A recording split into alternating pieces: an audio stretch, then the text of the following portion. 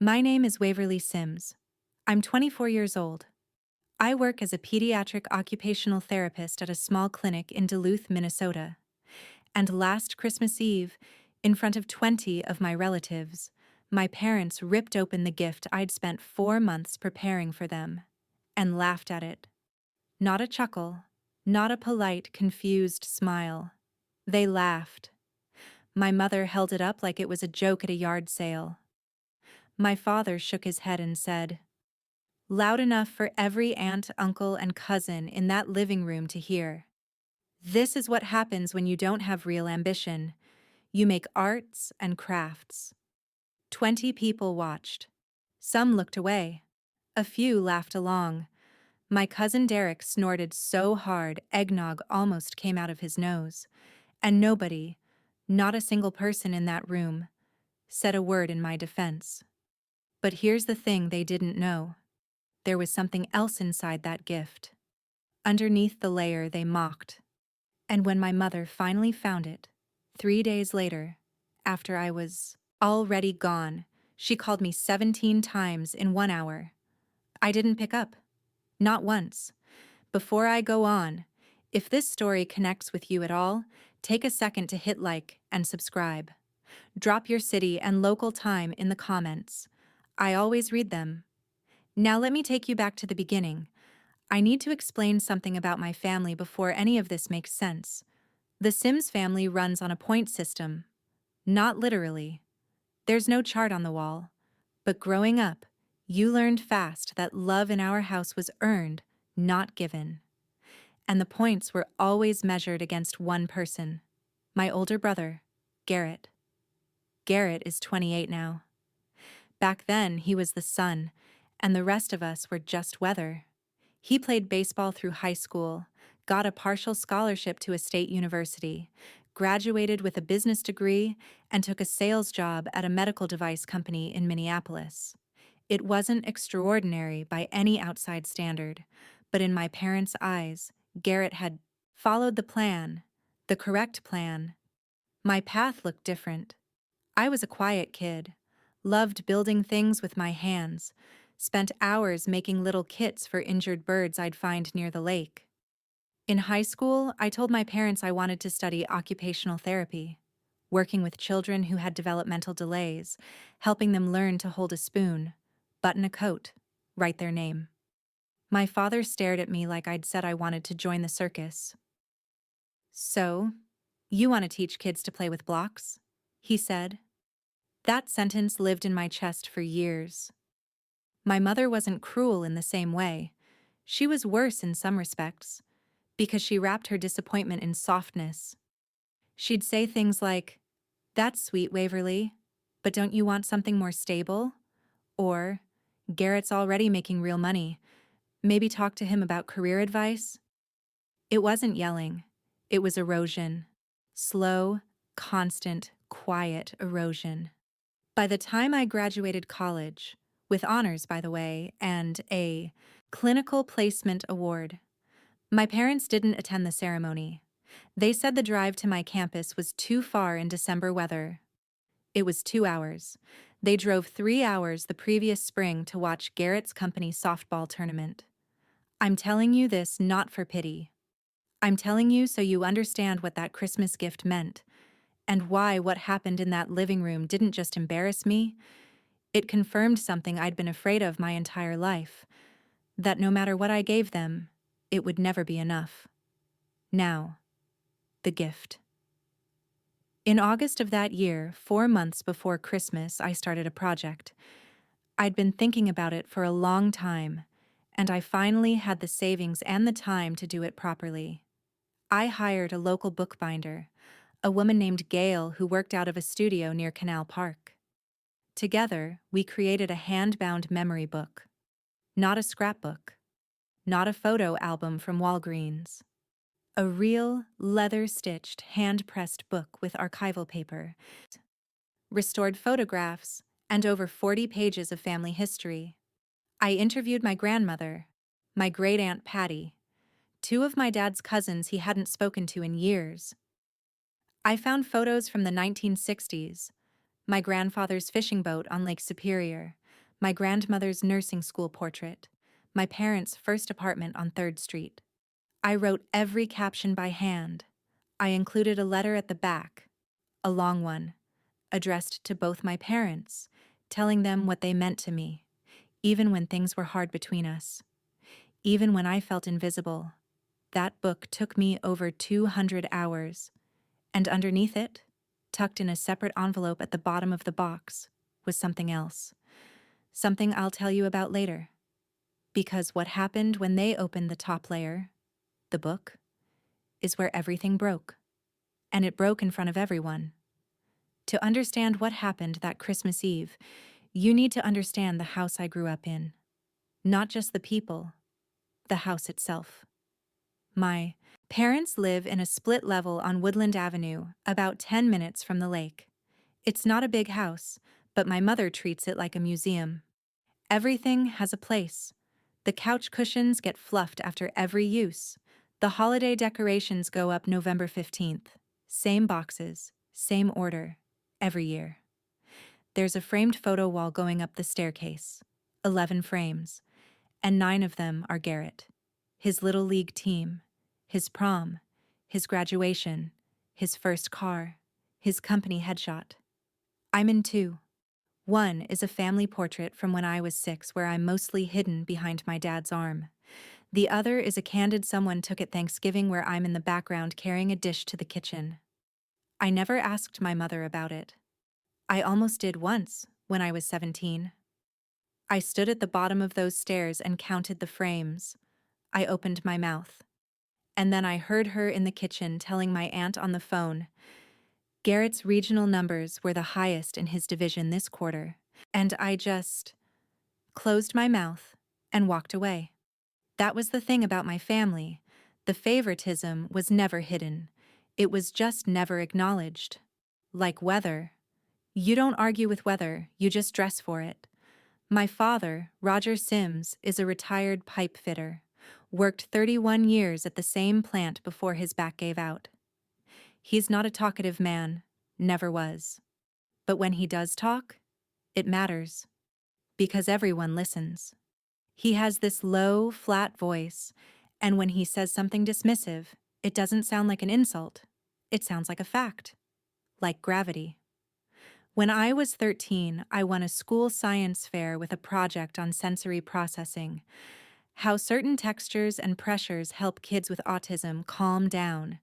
I built a weighted lap pad from scratch. My teacher, Mrs. Odom, said it was the most original entry she'd seen in 12 years. I brought the ribbon home. Blue ribbon, first place. My name printed on a little gold sticker at the bottom.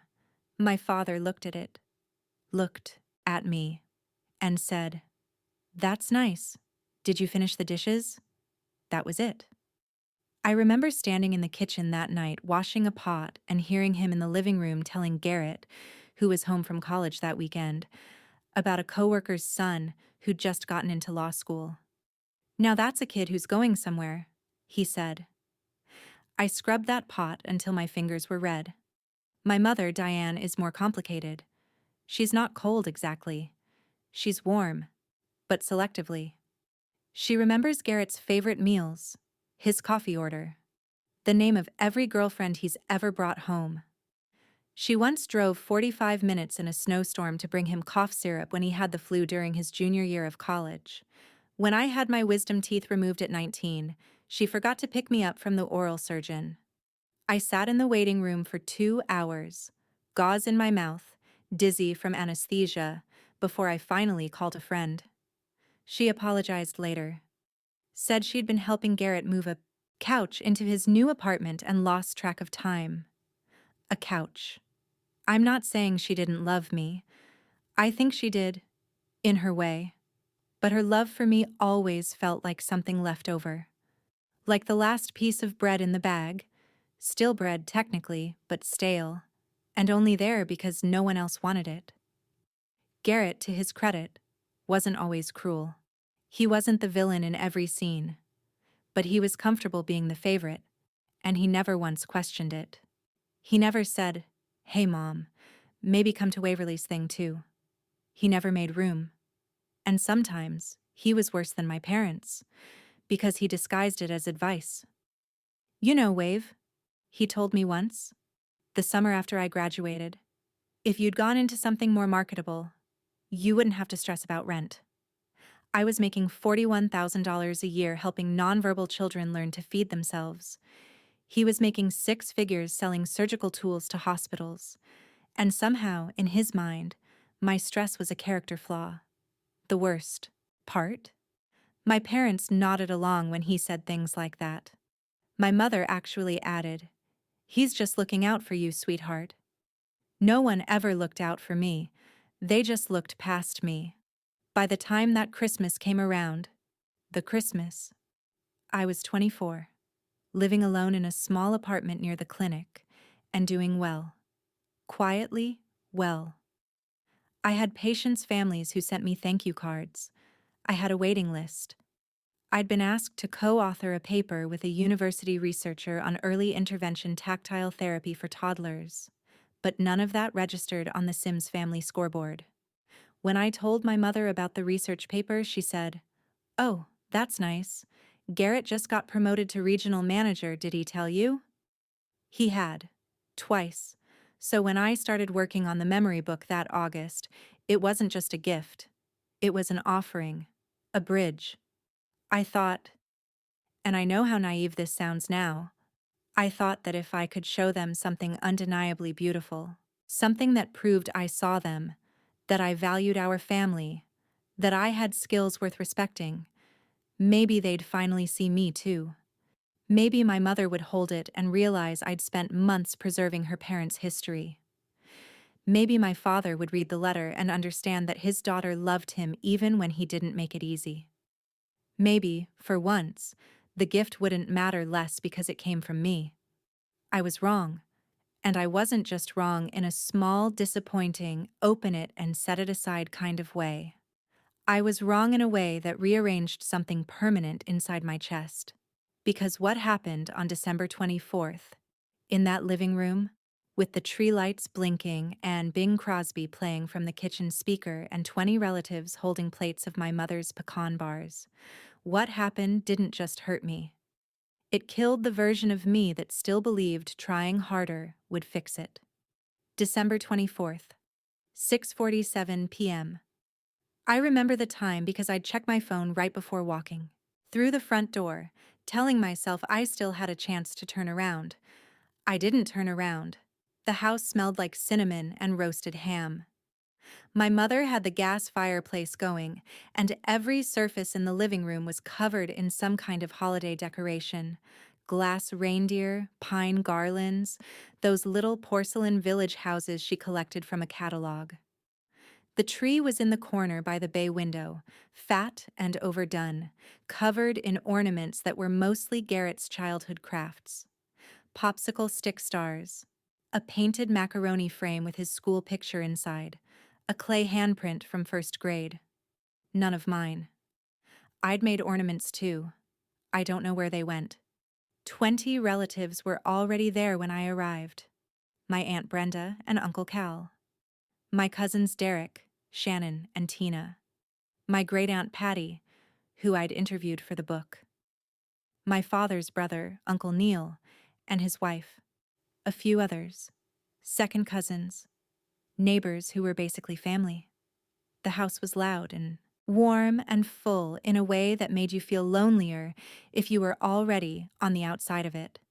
Garrett was in the kitchen, leaning against the counter with a beer, telling some story about a golf trip.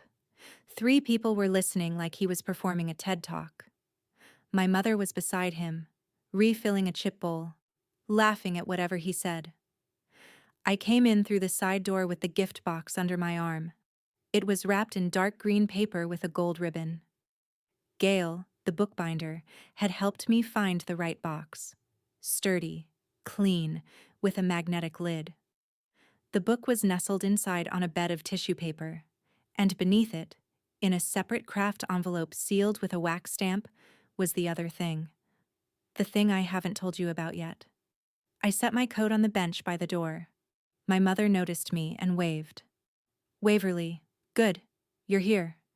Can you bring the extra napkins from the hall closet?" Not, Merry Christmas. Not, I'm glad you came. Napkins. I got the napkins. Gift exchange started. Around 8 p.m. It wasn't formal. No assigned order, no secret Santa. People just handed things out. Uncle Cal gave everyone scratch-off lottery tickets. Aunt Brenda brought homemade jam in little mason jars. Garrett gave my parents a new Keurig coffee maker. A nice one, brushed silver with a bow on it. My mother literally clapped when she opened it.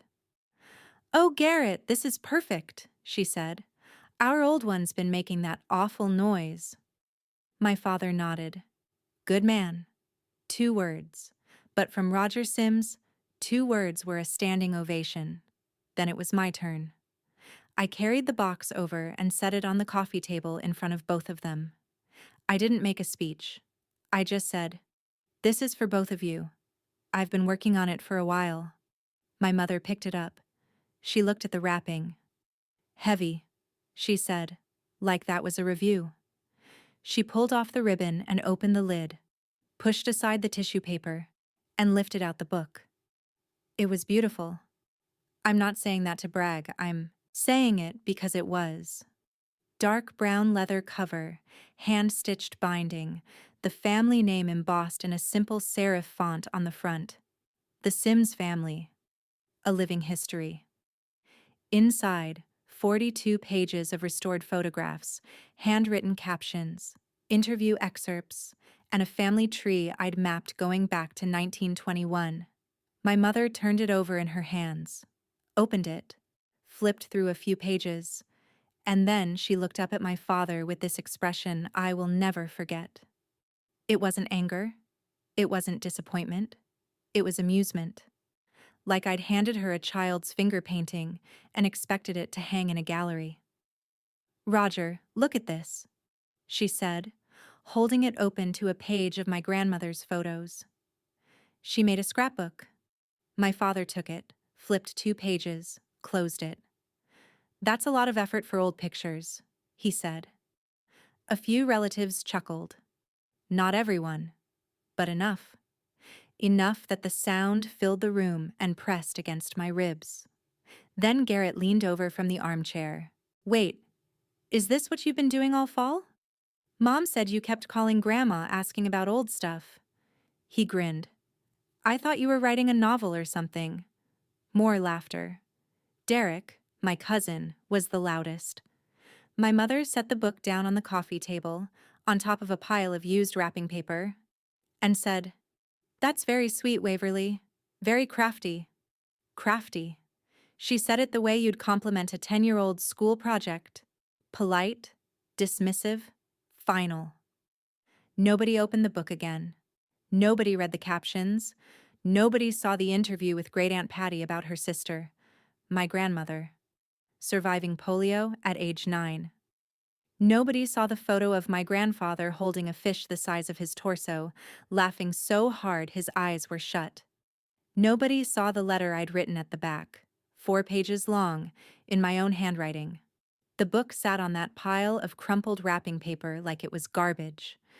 And I just stood there. If you've ever been in a room full of people and felt completely alone, not just ignored, but erased, then you know what that moment was. It's not loud. It's not dramatic. It's a quiet, full-body understanding that the people you love the most have decided you are not worth their attention. I didn't cry. I didn't argue. I didn't say, "Do you know how long I worked on that?" Because what would that have changed? They didn't reject the book because they didn't understand the effort. They rejected it because it came from me. Garrett's Keurig was already on the kitchen counter, plugged in, brewing its first cup. My book was under wrapping paper. I stood in that living room for another 40 minutes. I held a plate of food I didn't eat. I answered questions about work with short, careful answers. And at exactly 9:12 p.m., I put on my coat, said I had an early morning, and walked out the side door. Nobody asked me to stay. I sat in my car in the driveway for 11 minutes before I could see clearly enough to drive. The windshield had a thin layer of frost on it, and I watched the house lights blur through the ice. I could hear muffled laughter from inside. I drove home in silence. No radio, no phone. Just the sound of the heater and the highway and my own breathing. When I got to my apartment, I sat on the kitchen floor with my coat still on and my keys still in my hand. And for the first time in years, I let myself feel the full weight of it. Not just that night, all of it. Every missed ceremony. Every "that's nice." Every photo wall I wasn't on. Every time I was the napkin girl and Garrett was the standing ovation. I didn't scream. I didn't break anything. I just sat on that cold tile floor and whispered to myself, I'm done. And I meant it. The days between Christmas and New Year's moved like something underwater. Slow, heavy, muffled. I went to work on December 26th because the clinic was open for a half day, and I had 2 patients who couldn't miss their sessions. One was a 4-year-old boy named Marcus who was learning to hold a crayon. The other was a 6-year-old girl named Priya who just started feeding herself with a spoon after months of therapy. Priya's mother cried that day, not from sadness, but because her daughter lifted a spoon of yogurt to her mouth without help for the first time. She looked at me and said, "You changed her life." I smiled. I said the right things. And then I went to the bathroom, locked the door, and pressed my forehead against the wall for 3 full minutes because I couldn't understand how a stranger's mother could see my value more clearly than my own. That contrast, that gap between how the world treated me and how my family treated me, had always been there. But after Christmas Eve, it wasn't a gap anymore. It was a canyon.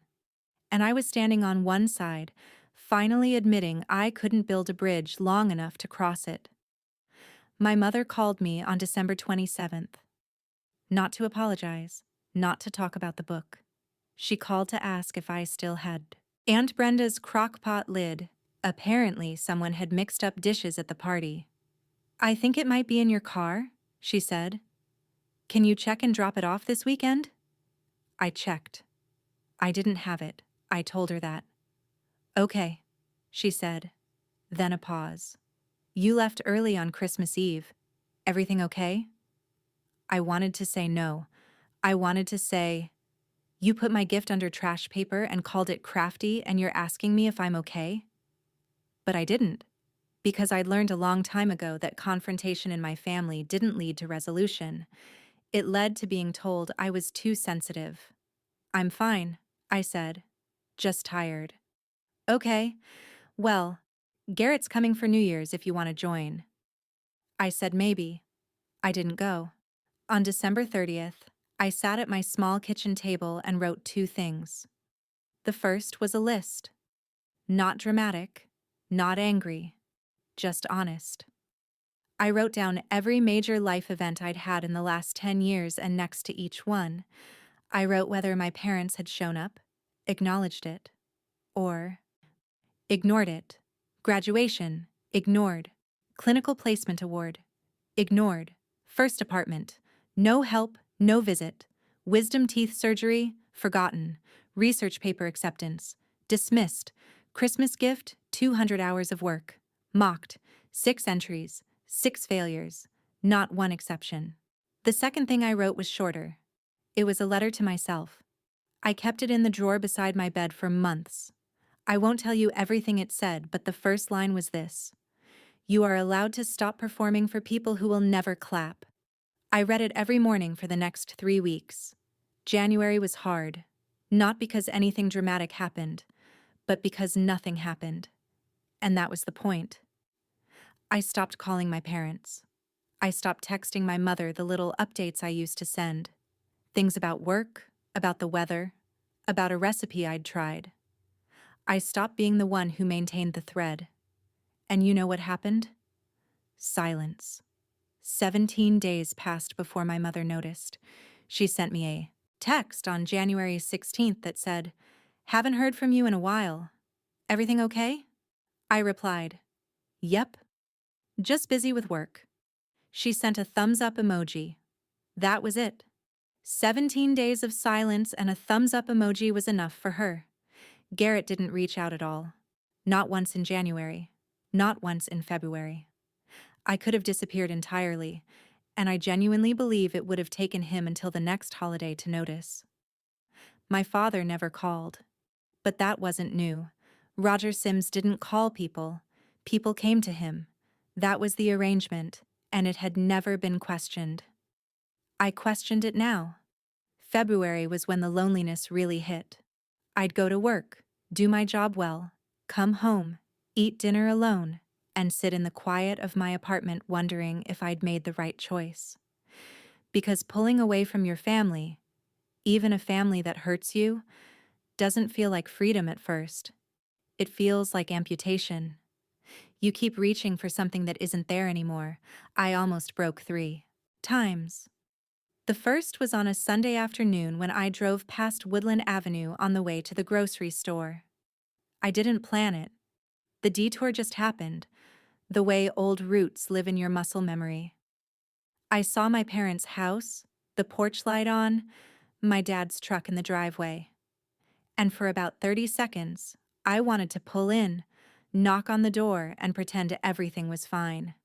Just go back to being the version of Waverly who accepted crumbs and called it dinner. I drove past. The second time was Valentine's Day.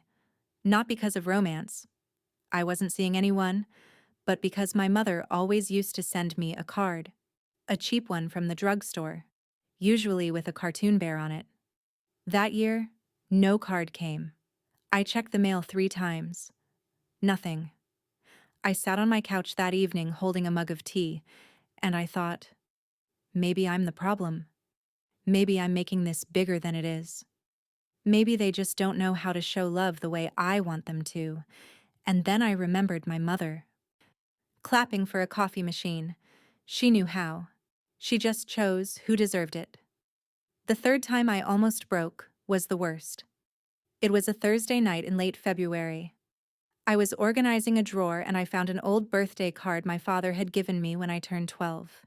Inside, in his blocky handwriting, he'd written, "Proud of you, kiddo." 4 words. That card was the only physical proof I had that Roger Sims had ever been proud of me. I held it for a long time, and I cried. Not for who he was now, but for whoever he'd been that day. Whoever that version of my father was, he'd left a long time ago. Maybe he was never really there at all. Maybe he just had a good day and a pen nearby. I put the card back in the drawer. I closed it. And I made a decision. I wasn't going to wait for them to realize what they'd lost. I wasn't going to perform or beg or send another gift wrapped in hope. I was going to build a life so rooted in my own worth that their approval would become irrelevant. Not out of spite, out of survival. That night, I opened my laptop and started looking into advanced certification programs. I found one. A specialized credential in pediatric sensory integration therapy, offered through a university in Chicago. It was competitive, expensive, and exactly what I needed. I applied before I could talk myself out of it. And for the first time in months, when I closed my laptop and turned off the light, I didn't feel like the girl on the kitchen floor with her coat still on. I felt like someone who had finally chosen herself. March arrived like a deep breath. The snow in Duluth was still thick, still heavy on every rooftop and sidewalk, but something underneath it had started to shift. The way the light lasted a few minutes longer each evening, the way the ice on the lake groaned and cracked at the edges. That's what my life felt like. Still frozen on the surface, but moving underneath. I got the acceptance letter from the Chicago program on March 9th. I read it twice, standing in my kitchen at 7:14 in the morning with a piece of toast going cold in my hand. The program was a 6-month advanced credential in pediatric sensory integration therapy, one of only 30 spots nationwide. They'd accepted me based on my clinical hours, my patient outcomes, and the recommendation letter my clinic director, Dr. Lena Moss, had written without me even asking. She'd found out I applied because the program coordinator had called to verify my employment. When Lena asked me about it that afternoon, I braced for a lecture about leaving the clinic short-staffed. Instead, she closed her office door, sat down across from me, and said, "Waverly, I've been waiting for you to do something like this." I didn't know what to say. "You're one of the most naturally gifted therapists I've seen in 20 years," she said, "but you carry yourself like someone who's been told they're average. And I don't know where that comes from, but it's not true." I looked at the floor. She let me. "Take the spot," she said. "I'll adjust the schedule. And when you come back, I want to talk about you leading our sensory integration wing." That was the first time in my adult life someone had looked at my potential and responded by making room for it, instead of shrinking it. I want to tell you about Lena because she matters to this story more than I expected. Dr. Lena Moss was 53, originally from Milwaukee, and built like someone who had survived things she didn't talk about unless you earned it. She'd been running the clinic for 11 years. She had a direct way of speaking that could feel blunt if you didn't know her. But once you did, you realized she never wasted a word. Everything she said, she meant. Over the next few weeks, Lena became something I didn't have a clean word for. Not a mother figure. I resisted that label hard, because it felt like betrayal, even though I couldn't explain to whom. Not exactly a mentor, either, because the things she taught me weren't clinical. They were personal. She taught me how to stop apologizing before I spoke. I hadn't even realized I did that, starting every sentence in meetings with "sorry, but I think," or "this might be wrong, but." She pointed it out one afternoon, gently, and said, "You don't need to ask permission to have a thought, Waverly."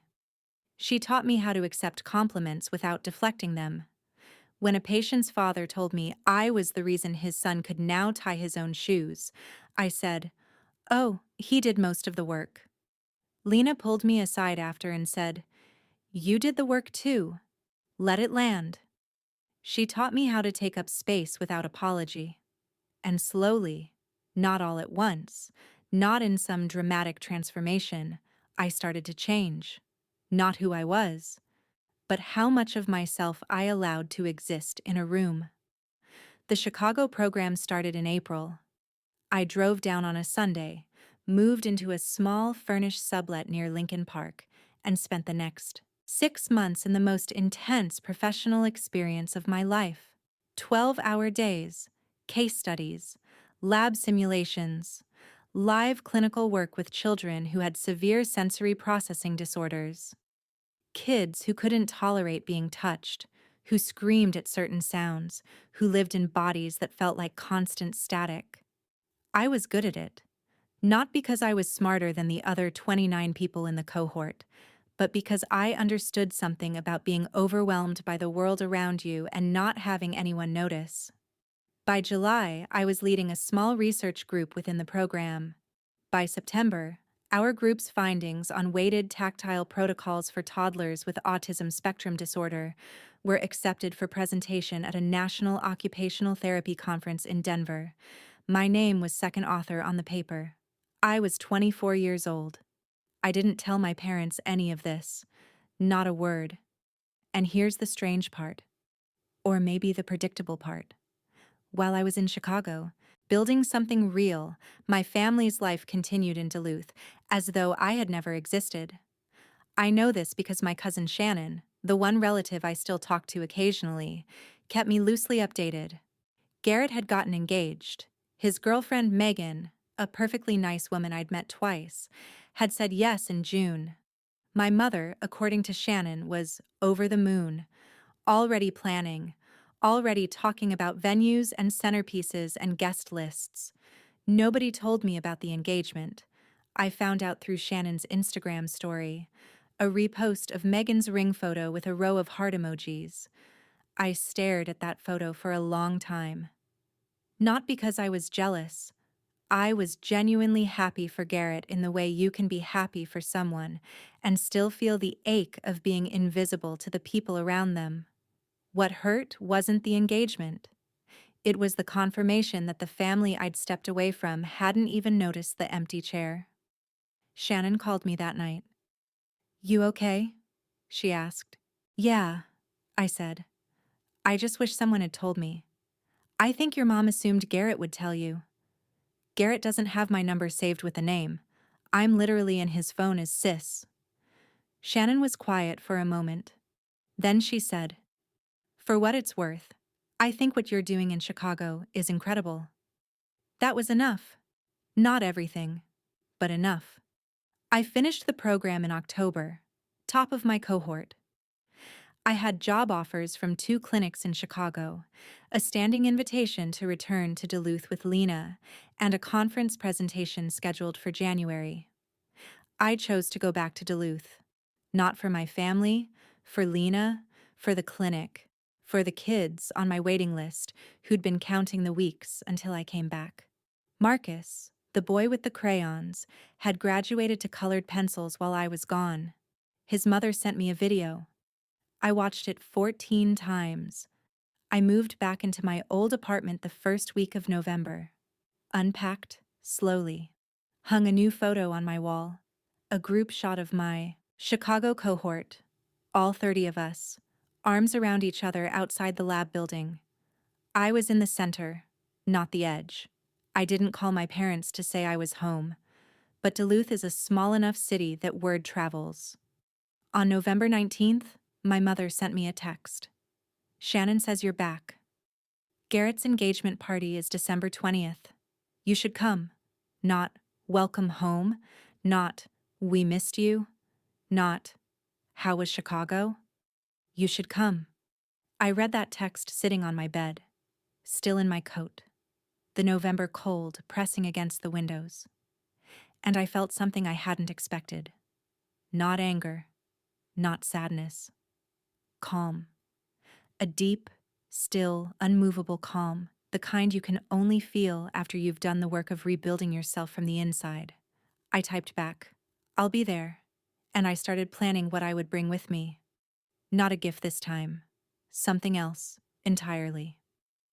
December 20th. Garrett's engagement party. Same house on Woodland Avenue. Same gas fireplace. Same porcelain village houses on the mantel. Even the tree was in the same corner by the bay window, fat and overdone, same as last year. But I wasn't the same. I arrived at 6:30 p.m., earlier than I normally would. Last year I'd shown up late, almost hoping to slip in unnoticed. This time I wanted to be there before the room filled. I wanted to feel the space before it pressed against me. I wore a dark navy dress I'd bought in Chicago. Simple, well-fitted. Lena had once told me, "Dress like you already belong, and your body will believe it before your brain catches up." I didn't know if that was science, but I straightened my shoulders when I walked through the front door, and I didn't go in through the side entrance this time. My mother was in the kitchen arranging appetizers on a wooden board, the same one she used every holiday. She looked up when I came in and paused for half a second. Just half. But I caught it. Something about me looked different to her, and she didn't know what it was. "Waverly, you look nice," she said. "Thank you. Can you help me with the—" "I'm going to say hello to everyone first," I said. Not rudely, not coldly, just clearly. Like a sentence that didn't need permission. She blinked. "Oh, okay." I walked into the living room. The house was filling up. Same cast of relatives: Aunt Brenda, Uncle Cal, Derek, Shannon, Great Aunt Patty, Uncle Neil. A few of Megan's family members I hadn't met before. Garrett was by the fireplace, arm around Megan, doing his thing, smiling, telling a story, being the center. I said hello to people. I shook hands with Megan's parents. I hugged Shannon, who whispered, "You look amazing. Chicago did something to you." I smiled and said, "I did something to me." And then I found a spot. Not in the corner this time. I stood near the middle of the living room by the coffee table and I stayed there. Present.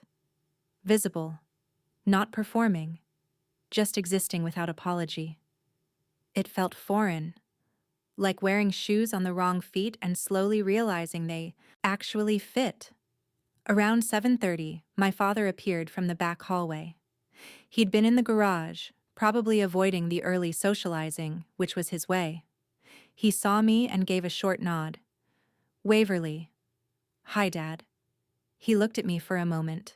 Then he said, Your mother said you were in Chicago for a while. 6 months. Doing what? Advanced certification. Pediatric sensory integration therapy.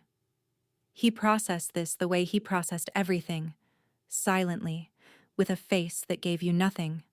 Then he said, and walked toward the kitchen. One syllable. That was my welcome home. I let it pass through me, not into me, through me. There's a difference I didn't understand until that moment. When something passes into you, it stays. It sticks. It becomes part of how you see yourself. When it passes through you, you feel it, you acknowledge it, and you let it keep moving. That, kept moving. At 8:15 p.m., my mother gathered everyone in the living room for a toast. She stood near the Haas tree with a glass of white wine and gave a speech about Garrett and Megan, how proud she was, how Garrett had always been the kind of man who went after what he wanted and earned it, how Megan was already like a daughter to her. She used the word daughter. I was standing 6 feet away. Shannon found my hand in the crowd and squeezed it once. I squeezed back. After the toast, people started mingling again. That's when my mother brought up the Christmas memory book. I didn't expect it. It came out of nowhere, the way the worst things always do. She was talking to Megan's mother, Linda, a soft-spoken woman in a green cardigan. They were discussing family traditions, holiday memories, that kind of polite party talk. And my mother laughed and said, Oh, Waverly actually made us this little scrapbook thing last Christmas. Spent all this time on it. It was very sweet, but honestly, I don't even know where we put it. She said it lightly, like a funny anecdote, like the memory book was a quirky footnote in the family's holiday history. A well-meaning but ultimately forgettable thing her less impressive child had done. Linda smiled politely. Megan, standing nearby, looked uncomfortable. And I felt the room tilt. Just slightly. Just enough. But I didn't react the way old Waverly would have. Old Waverly would have looked down, would have pretended not to hear, would have gone to the kitchen and found something to clean. Instead, I spoke. Actually, I said, and my voice carried just enough for the nearby circle to hear. It wasn't a scrapbook. It was a hand-bound archival book with 42 pages of restored family photographs, written interviews with 3 generations, and a hand-drawn family tree going back to 1921. The room didn't go silent. This wasn't a movie. But the 6 or 7 people nearby stopped and looked at me. My mother's smile tightened. I hired a professional bookbinder, I continued. I spent over 200 hours on it. I interviewed Grandma before she stopped remembering things clearly. I tracked down photos no one in this family had seen in decades. I paused. Not for drama, because I needed to breathe. And when you opened it on Christmas Eve, you called it crafty and set it on a pile of wrapping paper. In front of everyone. Nobody spoke. Megan's mother looked at her wine glass. Derek, who'd been standing near the hallway, stopped chewing. Shannon's hand was still near mine, but she didn't move. My mother's face went through something I'd never seen before. Not guilt. Not yet. Something closer to being caught. Like a person who'd been telling a story for so long they'd forgotten someone in the room knew the real version. Waverly, I didn't mean. I know you didn't mean to, I said. That's the problem. You didn't mean anything by it at all. Tell me, what would you have done in that moment? Would you have walked away? Would you have kept going? I've asked myself 100 times if I said too much or not. Enough that night. I still don't have the answer. My father stepped in from the kitchen doorway. He'd heard enough to understand something was happening. His face was flat, unreadable, the same expression he'd worn my entire life when he didn't want to be involved in emotion. "Let's not do this here," he said. "We don't have to do this at all, Dad," I said. "You never have to do anything when it comes to me." That sentence landed in the room like a stone dropped in still water. I watched it hit him. His jaw tightened. He looked away. And then Garrett, because Garrett always had to be in the middle of everything, stepped forward and said, "Come on, Wave, it's my engagement party. Can we not make this about you?" I looked at my brother, the golden boy, the favorite, the one who always had the room and never once thought to share it. "Garrett," I said quietly, "nothing in this family has ever been about me. That's the whole point." He opened his mouth to respond. But before he could, my great-aunt Patty, 81 years old, sitting in the armchair by the window with a plate of crackers, spoke up. "She's right," Patty said. Her voice was thin but steady. "I was there last Christmas. I watched you all laugh, and I've kept quiet about it for a year, but Waverly's right." The room shifted, not toward me, but away from the story my family had been telling themselves. And in that shift, something cracked open that couldn't be sealed back shut. Great-aunt Patty wasn't finished. She set her plate of crackers on the side table and folded her hands in her lap, the way she always did when she was about to say something she'd been holding for a long time. I'd seen that posture during our interview for the memory book. She'd sit, fold, and then speak truths like she was reading them off a wall only she could see. "I sat in that living room last Christmas Eve," she said, "and I watched Diane hold up that book like it was a joke. I watched Roger dismiss it in 5 seconds, and I watched 20 people in this family let it happen." She looked around the room, not accusingly, sadly. "That book had my voice in it. Waverly sat with me for 3 hours in my kitchen and asked me questions about my sister, your mother, Roger, that nobody in this family has asked me in 40 years. She wanted to know what Helen was like before the polio. She wanted to know about the farmhouse. She wanted to know what your father's hands looked like when he built that fishing boat." My father's face changed. Not a lot. But the muscles around his mouth shifted, and his eyes dropped to the floor. "That book wasn't a scrapbook," Patty said. "It was the most thoughtful thing anyone in this family has done in decades, and you treated it like garbage." Silence. Real silence this time, the kind where you can hear the refrigerator humming from 2 rooms away. My mother spoke first. "Patty, I don't think that's—" "Diane, I'm 81. I don't interrupt people. Often. But when I do, I expect the same courtesy." My mother closed her mouth. Patty turned to me. Her eyes were wet, but her voice was steady. "You did a beautiful thing, Waverly.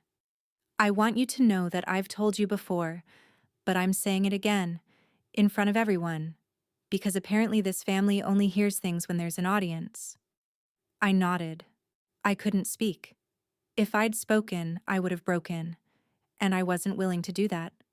Not there. Not again. What happened next unfolded fast, the way things do when a crack finally splits open. Garrett tried to redirect. "Okay, this is getting way out of hand. It was a gift. It was last year. Can we—" "It wasn't just a gift," Shannon said. Everyone turned to her. Shannon, my quiet, careful cousin who never took sides, who always smiled through every family gathering without making waves. She was standing by the bookshelf with her arms crossed, and she looked like someone who'd been holding her breath for a decade. "I was there too," Shannon said. "I watched it happen. And I didn't say anything because I didn't want to cause a scene, but I should have. Because what you did to Waverly's gift, what you've done to Waverly for years, isn't just dismissive. It's cruel. And everyone in this room knows it. Derek, her brother, shifted uncomfortably. He'd been one of the loudest laughers last Christmas. He didn't look at anyone. My mother turned to me, and I saw something forming behind her eyes. Not the tightness from before, but something softer. Something closer to fear. Waverly, I had no idea you felt. Yes, you did, I said. I didn't say it with anger. I said it the way you say something that's just true. Every time I told you about work and you changed the subject to Garrett. Every time I invited you to something and you had a reason not to come. Every time I sent you something I was proud of and you responded with a thumbs up emoji. You knew. You just decided it wasn't important enough to change. My mother's chin trembled. She set her wine glass on the mantel and pressed her hand to her mouth. My father hadn't moved. He was standing in the kitchen doorway like a statue, arms at his sides, face locked in that expression he wore when the world asked him to feel something and he didn't know how. Roger, Patty said quietly, your daughter is talking to you. He looked at me, and for the first time in my adult life, I held his gaze without flinching. You told me, when I was 13, that my science fair project wasn't worth talking about, I said. And then you spent the rest of the night telling Garrett about somebody else's kid who got into law school. I heard you. I was doing the dishes. I always heard you. His jaw worked. His eyes were red at the edges, but nothing fell. Roger Sims didn't cry. That was one of the family rules. And the book I gave you last Christmas, I said. Did you even open it again after that night? Did you read the letter I wrote at the back? Nothing. He said nothing. There were 4 pages, I said, in my handwriting. I told you what you meant to me. I told you I loved you even when it was hard. I told you about the birthday card you gave me when I turned 12. The one where you wrote, "Proud of you, kiddo." I told you that card was the only proof I had. His hand moved to the door frame. Not for support. More like reflex. Something to hold on to when the ground shifts. I don't think you ever read it, I said. He didn't confirm or deny. He just stood there. And then my mother spoke. And what she said told me everything. Waverly. Where's the book now? I looked for it after Christmas and I couldn't find it. She'd looked for it. After I left. After 3 days. She'd looked for it and couldn't find it. Which meant it had been thrown away with the wrapping paper. The thing I'd spent 200 hours building had gone into a trash bag with balled-up ribbon and torn gift wrap. I didn't need to say that. Out loud. The realization moved across her face in real time. Her eyes widened. Her hand came up to her chest. Oh God, she whispered. It's gone, Mom. No. I must have... Maybe it's in the closet or the... It's gone. She looked at my father. He looked at the floor. And then Garrett, who had been uncharacteristically quiet, said something that confirmed every single thing I'd ever felt about my place in this family. I mean, can't you just make another one? If you've ever heard someone reduce your pain to a simple fix, you know what those words feel like a door slamming on fingers that were already broken. Shannon actually laughed. Not from humor, but disbelief. Patty shook her head slowly. Megan, standing beside Garrett, took a small step away from him. Not dramatic, just a half step. But I saw it. No, Garrett, I said. I can't just make another one.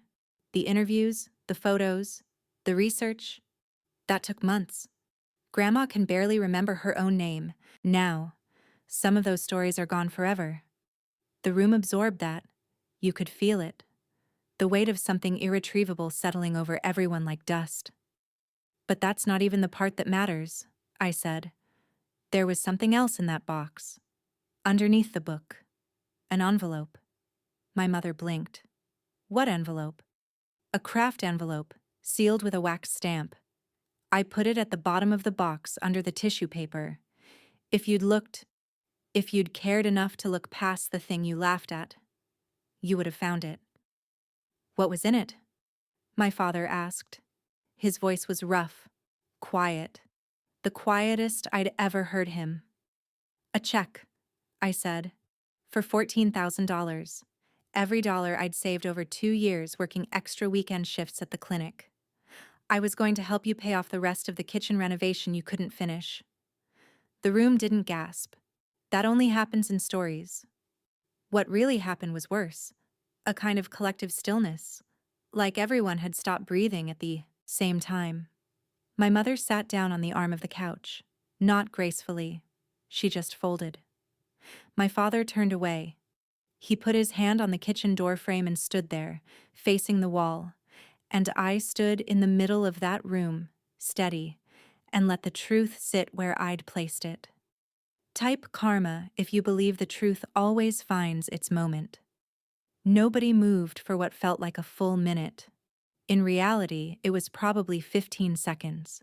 But time bends in moments like that. It stretches when the air is heavy enough. My mother was still sitting on the arm of the couch, one hand flat on the cushion like she needed to confirm the room was still real. Her eyes were wet, but the tears hadn't fallen yet. She was holding them the way she held everything. Tightly, carefully, aware of who was watching. My father was still facing the kitchen door frame. His back was to the room. His shoulders, those broad, rigid shoulders that had carried pipe and steel for 31 years, were trembling. Just barely. Just enough that I could see it from where I stood. Garrett stood near the fireplace with his arms hanging at his sides, mouth slightly open, like someone had unplugged something inside him and he hadn't rebooted yet. Megan had taken another half step away. She wasn't looking at him. She was looking at me. And me. I was standing in the middle of the living room, steady, still wearing my navy dress from Chicago, still holding nothing but the truth I'd carried into that house. I didn't feel triumphant. I need you to understand that. I didn't feel like I'd won something. I felt like I'd set down a bag I'd been carrying up a hill for 24 years, and my arms were shaking from the relief. My mother spoke first. Her voice was broken in places like a road after frost. Waverly, I didn't know about the check. I know, I said. If you had known about the money, you would have treated the gift differently. I know that too. And that's the part that hurts the most. She looked at me, and I watched the sentence land. I watched her understand what I meant. That the book alone, the 200 hours, the interviews, the handwritten letter, none of that had been enough. But $14,000 would have been. Because in this family, value was only measured in things they already understood. She didn't argue. She didn't defend herself. She just pressed both hands over her face and cried. Not the kind of crying you do for an audience. The kind you do when you realize you've broken something that was never going to make a sound until it shattered. My father finally turned around. His face was wet. I'd never seen that before. Not once in my entire life. Roger Sims, the man who responded to emotion with silence and to love with was standing in the doorway of his own kitchen, crying in front of 20 relatives. He opened his mouth, closed it, opened it again. I didn't read the letter, he said. His voice was hoarse. Should have. I didn't. No, I said. You didn't. I'm sorry. 2 words. From a man who spoke like every word cost him money, those 2 words were the most expensive thing he'd ever said. I nodded. I didn't say, "It's okay," because it wasn't. And I didn't say, "I forgive you," because forgiveness isn't something you hand out like a receipt. It's something that grows slowly, in the right conditions, if the soil is good enough. Thank you for saying that, I said. That was what I could offer. Nothing more, nothing less. Garrett tried one more time. Because Garrett always tried one more time. Wave, listen. I'm sorry too, okay? I didn't realize it was that serious. I thought it was just... Just what? He faltered. I don't know. I didn't think about it. You never did, Garrett. That's not an insult. It's just what happened. You never had to think about it because the room was always yours. And nobody ever asked you to make space. He looked down at his shoes. Megan put her hand on his arm. Not in support, but in the way you steady someone before something shifts beneath them. I need you to understand something, I said, looking at all three of them now. I'm not here to punish anyone. I'm not here to ruin a party or make a scene. I came tonight because I wanted to be honest, not because I wanted to be angry. I took a breath. But I'm done being the person in this family who gives everything and receives nothing. I'm done being the one who shows up, helps out, cleans up, and gets forgotten.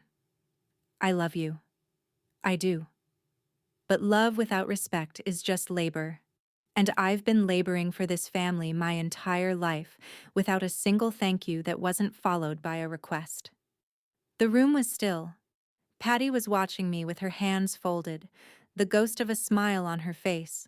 Not happiness, but something like recognition. Like she'd been waiting to hear someone in this family say what she'd known for years. Shannon was crying quietly near the bookshelf. Derek was staring at the floor, jaw tight. Megan's mother, Linda, stood near the hallway with her hand over her heart. She didn't know me. She didn't know this family. But she knew what she was seeing. I didn't storm out that night. I didn't deliver a final line and disappear into the cold. Life isn't a movie, and I was tired of treating pain like a performance. Instead, I stayed for another 20 minutes. I talked quietly with Patty, who held my hand and said, "Your grandmother would be proud of you." She was the same way. Strong where it mattered, soft where it counted. I hugged Shannon. She whispered, "I should have spoken up last year. I'm sorry." I told her she'd spoken up tonight, and that was enough. I said goodnight to Megan, who looked at me with something I hadn't expected. Respect. "It was nice to meet you properly," she said. I think she meant it. I didn't hug my parents, not because I was withholding, but because I wasn't ready, and pretending otherwise would have cheapened everything I'd just said. My mother reached for me near the door, and I held her hand for a moment, briefly, and said, "I'll call you, but not yet." She nodded. She didn't push. My father caught me at the side door, the one I used to sneak through when I wanted to be invisible. He was standing in the hallway, hands in his pockets, looking like a man who had just discovered a room in his own house he'd never entered. "That birthday card," he said, "the one from when you were 12. Yeah, I meant it. I was proud of you." "I know you were that day," I said. "I just needed it to be more than one day." He nodded slowly, and then he did something Roger Sims had never done, at least, not that I'd seen. He put his hand on the side of my head, gently, the way you'd touch something fragile that you'd just realized you'd been carrying wrong. He didn't say anything else. He didn't need to. I walked to my car. The December air hit my face like a reset. Cold, clean, sharp. The driveway was icy, and the streetlight cast a long orange glow across the frozen yard. I could see my breath. I sat behind the wheel and looked at the house one more time. The porch light was on. The windows were warm. And for the first time, I wasn't looking at it from the outside wondering how to get in. I was looking at it from the outside and knowing I was already whole without it. That was 2 years ago. I'm 26 now. I lead the sensory integration wing at Lena's clinic. The research paper I co-authored has been cited in 3 other studies. Marcus, the boy who couldn't hold a crayon, just started 2nd grade. He writes his name in blue marker on everything.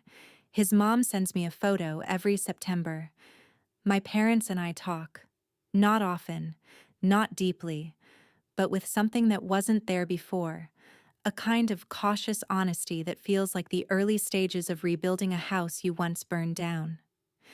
My mother sent me a birthday card in April. Inside, she'd written more than she'd ever written before. I didn't frame it, but I kept it. My father calls once a month. We don't talk long. 5, maybe 7 minutes. He asks about work. I tell him.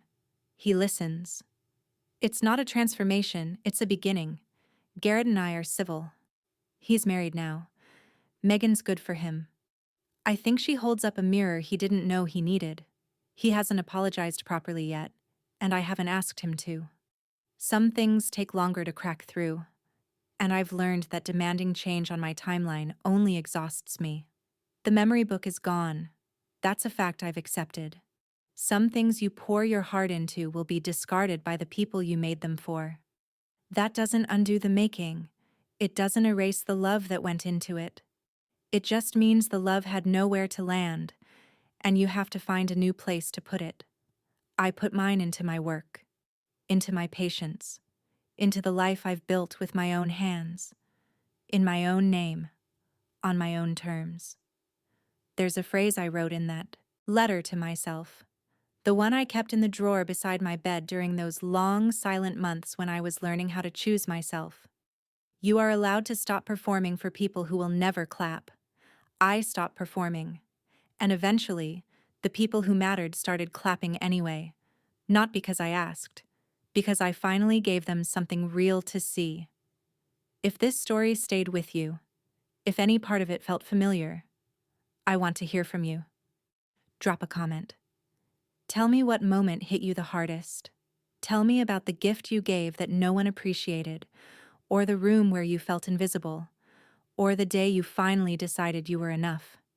And if you haven't already, subscribe. I tell stories like this every week, real, honest, human stories about the moments that change us. Hit the bell so you don't miss the next one. Thank you for being here. Thank you for listening all the way to the end. I'll see you in the next one.